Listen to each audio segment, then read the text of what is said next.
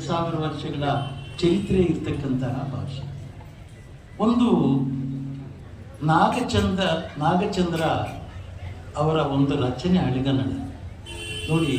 ಆಗಿನ ಹಳೆಗನ್ನಡದ ಸಾಹಿತ್ಯ ಶ್ರೀರಾಮ ವಿಲಾಪದಲ್ಲಿ ಬರ್ತದೆ.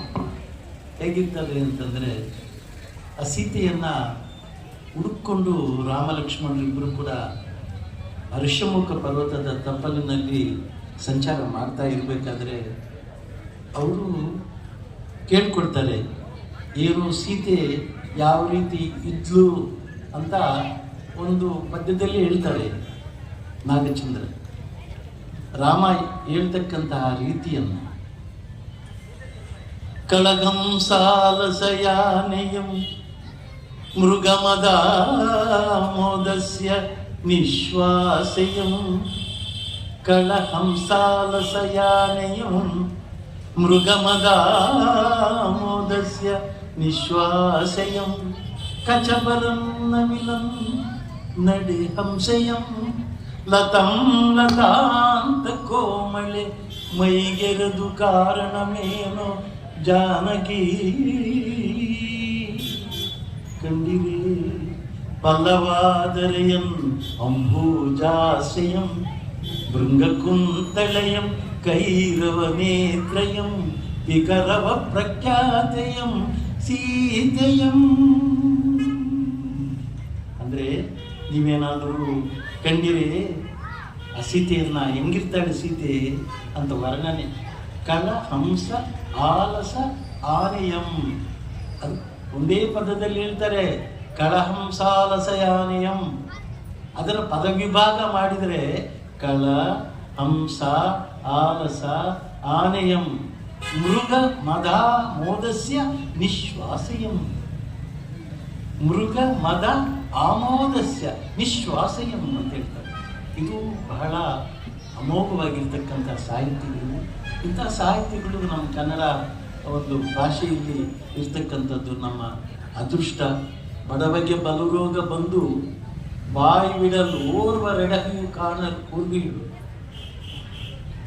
ಬಡವಗೆ ಬಲುರೋಗ ಬಂದು ಬಾಯಿ ಬಿಡಲ್ ಓರ್ವ ಎರಹ ಕಾಣ ಈ ಉರ್ವಿಯಳು.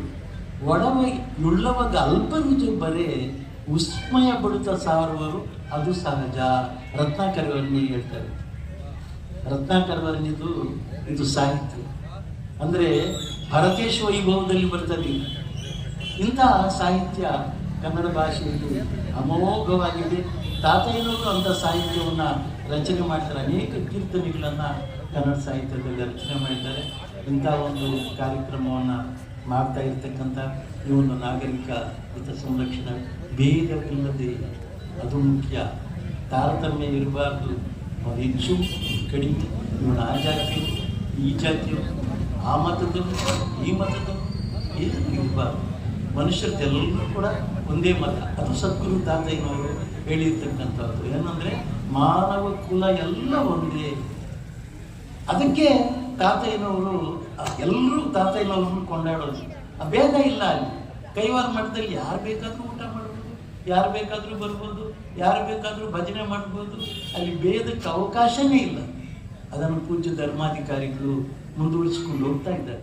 ಭೇದ ಇಲ್ಲದೆ ಅವ್ರು ಮೊದಲು ಹೇಳೋದೇ ಭೇದ ಇರಬಾರ್ದಪ್ಪ, ಹೆಚ್ಚು ಕಮ್ಮಿ ಮಾಡಬಾರ್ದು, ಜಾತಿ ಮತ ನಮ್ಗೆ ಬೇಡವೇ ಬೇಡ, ರಾಜಕೀಯ ಬೇಡವೇ ಬೇಡ. ನಮ್ಮ ರಾಜಕೀಯ ವ್ಯಕ್ತಿಗಳೆಲ್ಲ ರಾಜಕೀಯ ವ್ಯಕ್ತಿಗಳು ಇಲ್ಲಿಗೆ ಬರೋದೇ ಬೇಡ. ನಾವು ಜಾತಿ ಮತಕ್ಕೆ ಅವಕಾಶನೇ ಬೇಡ, ಎಲ್ಲರೂ ಬರಲಿ, ಎಲ್ಲರಿಗೂ ಅವಕಾಶ ಹೇಳ್ತಾ ಇದ್ದಾರೆ.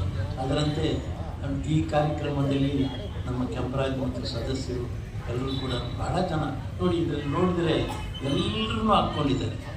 ಕೈವಾರದಲ್ಲಿ ಇರ್ತಕ್ಕಂಥವ್ರನ್ನೆಲ್ಲರೂ ಕೂಡ ಬಹಳ ಸಂತೋಷ ಆಗ್ತದೆ. ಈ ರೀತಿ ಮುಂದುವರಿಸ್ಕೊಂಡು ಹೋಗ್ಬೇಕು. ಇದು ಆದರ್ಶ ವ್ಯಕ್ತಿಗಳಾಗಿದ್ದಾರೆ ಕೆಂಪರಾಜ್ ಈ ಸದಸ್ಯರು.